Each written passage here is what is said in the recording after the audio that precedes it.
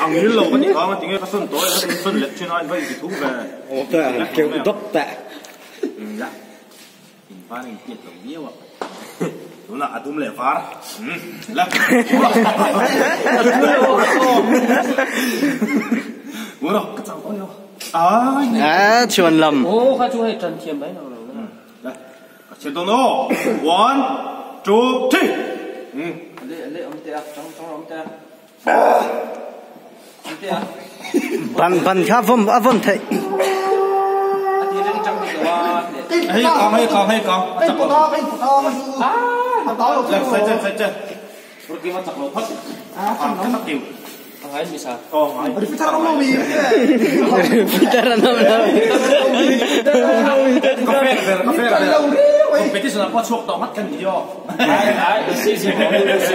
tu mình xì xì lâu đó là một tập lâu luôn bây giờ như tụi quên chuyện thú chuyện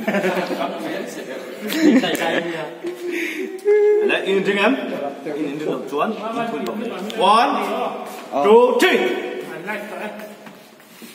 cần nâng đầu taron life jog rõ xe chứ thấy tụi nó lại bắt nữa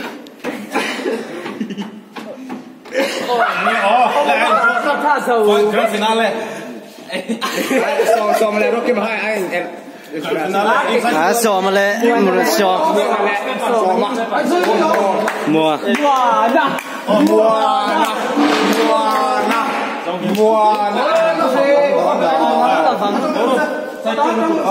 kiến mẹ thôi tâm thôi bác sĩ phần nó bị phê lấy tiền nữa bắt đầu